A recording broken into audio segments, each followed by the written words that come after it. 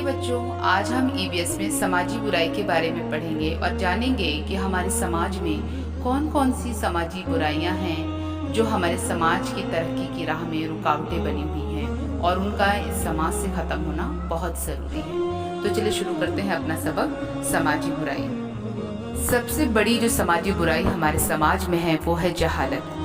हमारे मुल्क का एक बड़ा तबका इल्म से दूर है। ख़ास तौर पे देही इलाकों में लोगों ख्वानदा अफराद का तनासुब कम है और शहरी इलाकों में ख्वानदा अफराद का तनासुब ज़्यादा है।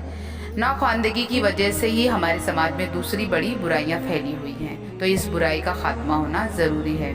इसके लिए हुकूमत ने बहुत सारे इक़दाम किए हैं, जगह जगह स्कूल और कॉलेजेस बना रही है और फ्री में लोगों को तालीम दी जा रही है। दूसरी जो समाजी बुराई है वो है बच्चा मजदूरी। बच्चों को छोटी उम्र में ही पढ़ाई से दूर कर दिया जाता है, उन्हें कामकाज में लगा दिया जाता है, जिससे वो तालीम से दूर हो जाते हैं। तो हमारे समाज से बच्चा मजदूरी ख़त्म होना बहुत ज़रूरी है। इससे बच्चों का बचपन छिन जा रहा है, तो इसके लिए भी हमारी हुकूमत काम कर रही है और बहुत सारे NGOs भी इस काम में हमारी हुकूमत की मदद कर रहे हैं। तीसरी बड़ी बुराई है बचपन की शादी।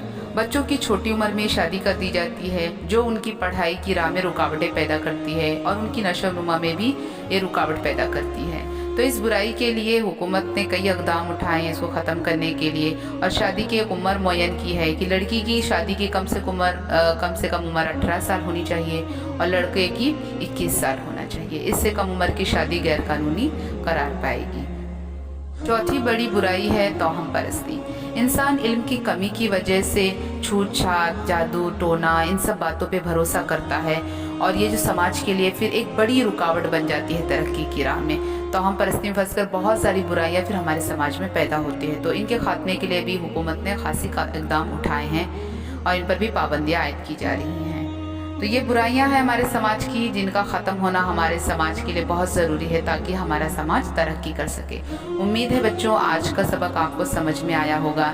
इंशाल्लाह फिर मिलते हैं एक नए सबक के साथ। तब तक के लिए अल्लाह हाफ़िज़।